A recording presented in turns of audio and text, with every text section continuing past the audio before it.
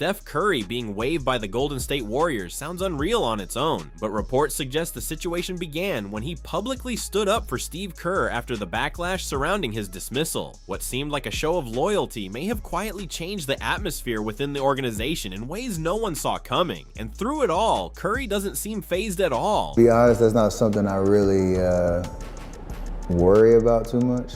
But what the Warriors front office did next, almost immediately after all of this, is exactly why you need to stick around. April 17th, 2026. The Warriors season officially ended in Phoenix, falling 111-96 to the Suns in the play-in. Just like that, it was over. And right after the loss, Steve Kerr didn't sound like a coach already thinking about next year. He said he'd take a week or two to reflect, then sit down with owner Joe Lacob and GM Mike Dunleavy to figure out his future. That kind of answer doesn't come from someone eager to return. It comes from someone who's already accepted the possibility of walking away. Kerr had just wrapped up his 12th season in Golden State. 4 championships, 6 finals appearances, over 600 wins, a dynasty that defined an era, titles in 2015, 2017, 2018, and 2022. But on that night in the Arizona desert, none of it seemed to carry any weight. Then came the moment that spread everywhere. In the final seconds, Kerr pulled Steph Curry and Draymond Green out of the game. He brought them in close, wrapped his arms around them, and shared a brief but emotional exchange. "I don't know what's next," he told them, "but I love you guys. Thank you." As the clock ticked down, the three stood there together, and it didn't look like just another end to a game. It looked like the end of something much bigger. Afterward, Kerr's words only reinforced that feeling. He admitted he still loved coaching, but acknowledged the reality of the job. "There's always an expiration date," he said. "Sometimes the run just ends, and it's time for something new." That's not the kind of language you use when you're negotiating your return. And he made one thing crystal clear. He wasn't interested in coaching anywhere else next season. If he was done with the Warriors, he was done entirely. Steph Curry didn't catch all of Kerr's post-game comments right away, and when he did, it caught him off guard. But when Curry eventually faced the media, what he said shifted everything that followed. "I want Coach to be happy," Curry explained. "I want him to feel excited about the job, to feel like he's the right person for it. I want him to enjoy what he does, whatever that looks like for him. Everyone's path is their own. He knows how I feel about him." It was a measured response, but the message was clear. Curry was standing behind Kerr. He supported whatever decision Kerr made, but at the same time, it was obvious he wanted the coach who had been beside him for over a decade to stay. And given the growing tension between Kerr and the front office, that public backing carried serious weight. Because here's the reality, this season was never supposed to go like this. A 37-win year wasn't the expectation for a team featuring Steph Curry, Jimmy Butler, and Draymond Green. Injuries, inconsistency, and missed opportunities turned what should have been a competitive run into a disappointing collapse. And when that happens, someone is always held accountable. To really understand how it got this bad, you have to look at how the season fell apart piece by piece. Golden State came into 2025-26 with real optimism. Curry was still elite. Jimmy Butler had been brought in as a co-star. Draymond Green remained the defensive anchor. Add in experienced pieces like Al Horford and DeAnthony Melton, and there was a belief this group could push close to 50 wins and make noise in the playoffs.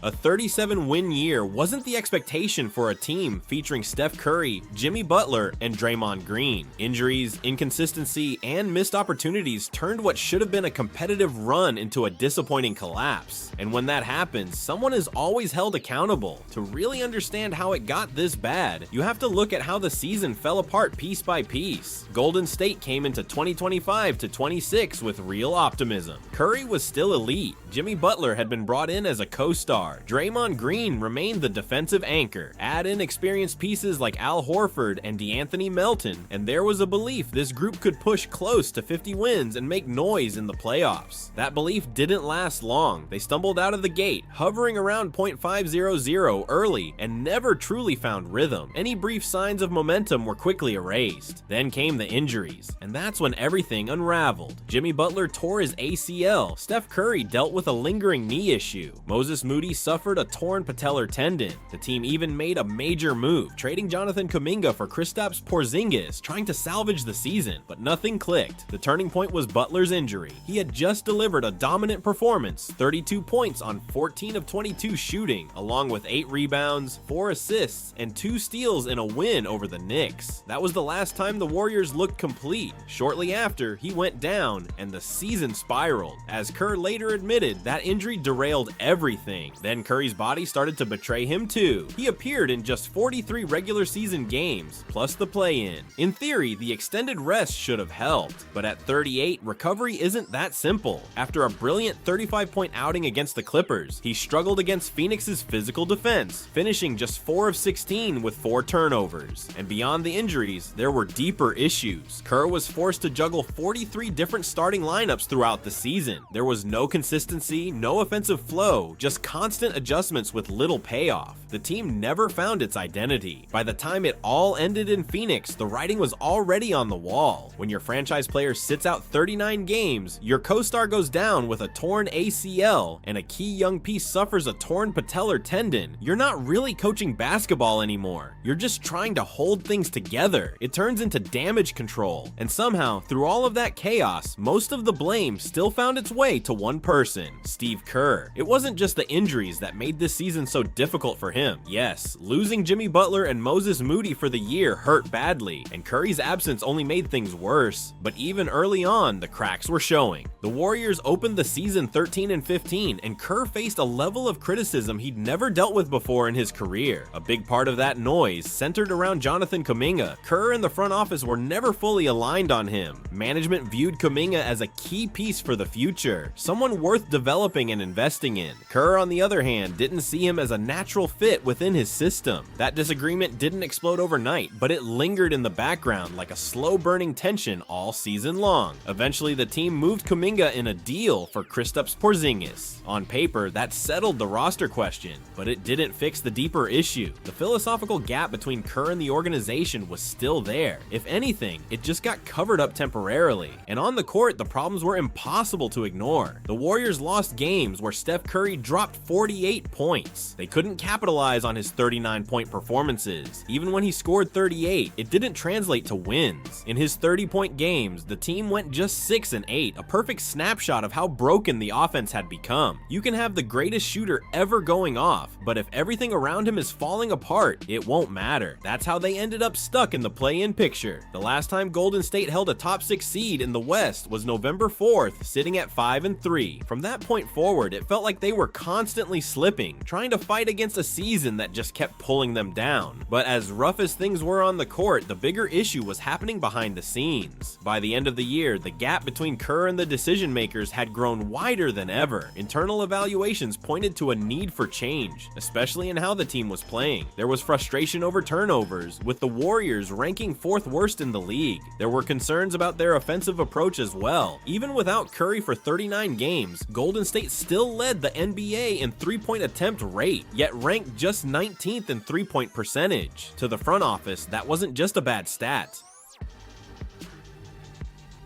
It was a sign that the system itself might be outdated. They were looking at a style that once revolutionized basketball and questioning whether it still worked with the current roster, because at its peak, Kerr's system was unstoppable. The small ball lineup, anchored by Draymond Green's versatility, changed everything. Then came Kevin Durant, and for a stretch, the Warriors looked like one of the greatest teams the league had ever seen. But that version of the NBA doesn't exist anymore. The league has evolved. Teams are bigger now, more athletic, and still just as skilled from the outside, and the formula that once made Golden State untouchable doesn't hit the same when the pieces no longer fit. The NBA has only gotten faster, younger, and more explosive, while the Warriors core is inching closer to 40 than 30. And on top of everything happening on the court, there was another layer to this situation: the politics. Steve Kerr has never been shy about speaking his mind on social and political topics, but that openness hasn't always sat well within the organization. According to reports, his public public comments have created some internal friction over time. Now add in the fact that Kerr's contract has officially expired. As things stand, he has no guaranteed role with the team moving forward. When you combine that with the philosophical disagreements behind the scenes, there's a very real chance this could be the end of his run in Golden State. And the tension wasn't coming from just one direction. You had a front office pushing for changes to the system,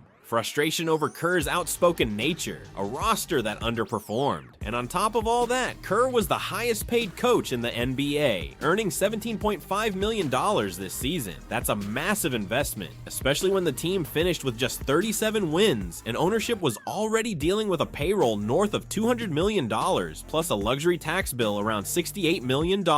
If the organization is looking to reset financially, that kind of salary naturally becomes part of the conversation, but the Warriors weren't just sitting around waiting for Kerr to make a decision. They were already exploring alternatives. Reports linked Golden State to Florida head coach Todd Golden as a potential successor. Golden isn't a random name either. He has ties to the organization and to Joe Lacob from his time coaching at the University of San Francisco before moving on to Florida and winning a national championship in 2024. When asked about the rumors, Golden brushed them off, saying he fully expects to remain with the Gators next season. Still, the interest says a lot. One of the main reasons Golden is appealing? His analytics-driven approach. That's exactly the direction the front office seems to be leaning toward. Less reliance on Kerr's signature motion offense and more emphasis on data, efficiency, and maximizing every possession. In simple terms, they're looking for something different. Someone younger, someone who can both extend the final years of Steph Curry's prime and help shape the next era of Warriors basketball. And if all of that was being discussed behind the scenes, if the leaks, the rumors, and the expectations were all out there, it's no surprise Kerr sounded the way he did after the loss in Phoenix, because the message from ownership was clear, even if it wasn't said outright. Joe Lacob and the front office didn't just want Kerr to come back out of loyalty or nostalgia. They wanted to see hunger, energy, a willingness to fully commit to the daily grind again, not just ride out the end of an era with familiar faces like Curry and Draymond Green. In fact, if Kerr were to return, the preference would be a multi-year deal, not a one-year farewell tour built on sentiment.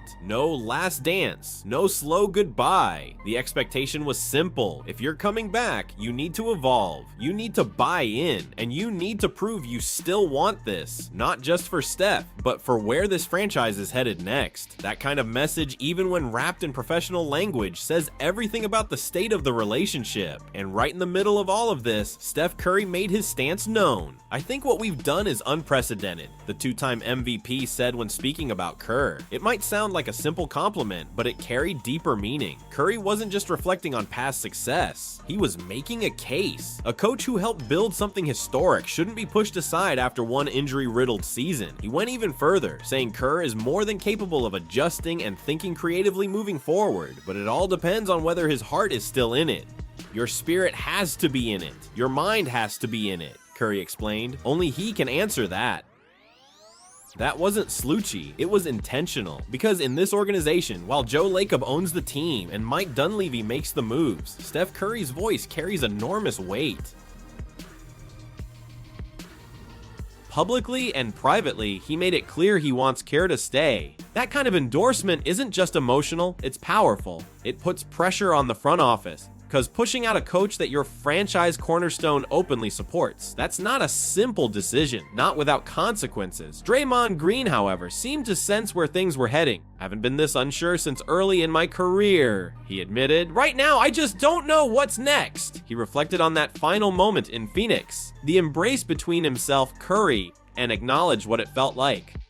"I hope he's back," Green said. "But if you're asking me what I think, I don't think so." Just felt like that was it. He wanted one outcome, but his instincts were telling him another. And when Draymond Green reads a situation like that, he's usually not far off. The message from the locker room during exit interviews couldn't have been clearer. This team still believes in Steve Kerr. Every time players were asked about their head coach, the response was the same. "And back, Steve means everything to me," Guy Santos said. "I'd love to be coached by him my entire career." DeAnthony Melton echoed that just as strongly, repeating, "I owe Steve everything." Pat Spencer summed it up best. The locker room was fully behind Kerr. But while the players were united, the front office was thinking in a different direction. Right in the middle of that divide stood Steph Curry, publicly backing the coach who's been with him since 2014. Behind the scenes, though, the outlook didn't look promising. Reports from NBC Sports Bay Area's Monty Poole, Kerr returning next season would likely require a major shift in mindset and renewed belief in where the franchise is headed. Just a week before the season ended, Kerr himself admitted to ESPN that his chances of coming back were about 50-50.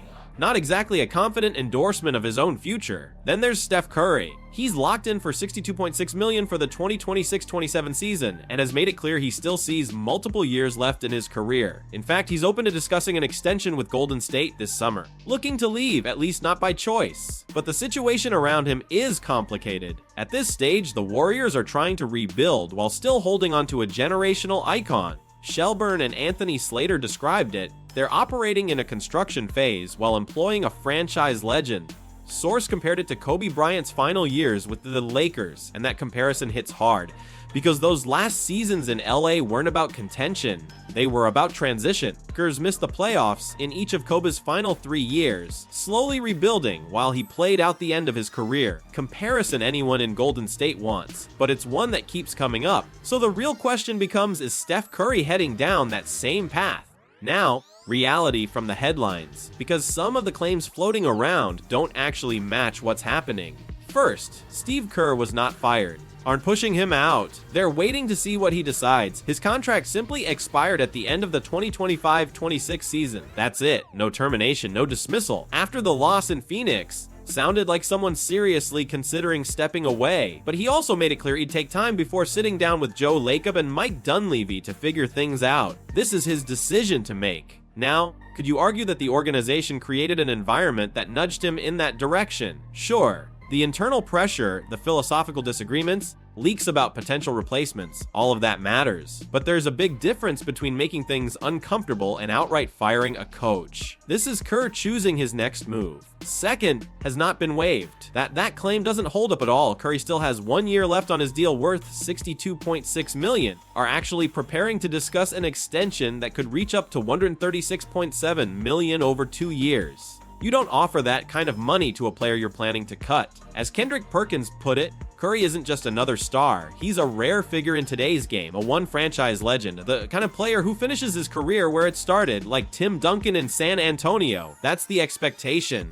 That's the standard. What is true that something bigger is happening in here. The Warriors dynasty is starting to crack. This isn't about balancing two timelines anymore. It's about holding what's left together. And if Kerr walks away, if Draymond Green restructures or moves on, team we see in 2026-27 could look completely different. That would leave Curry as the last pillar standing, carrying the legacy of a dynasty that may finally be reaching its end. Yes, Curry defending Kerr was real. The tension between the coaching staff and the front office, also real. And the possibility that Kerr steps away from the franchise he helped build into a powerhouse, very real. The idea that Kerr was fired or Curry was waived because of it, that part isn't true. And honestly, the reality might be even more compelling. This is a dynasty slowly coming apart in real time. The greatest shooter the game has ever seen is still standing in the middle of it, backing the coach who helped shape his career, while the organization quietly prepares for what comes next. Steve Kerr's RA speaks for itself. System 4 wins, 30-53 losses, a playoff record of 104-48, and a 6-84 winning percentage, second only to Phil Jackson among coaches with that level of experience.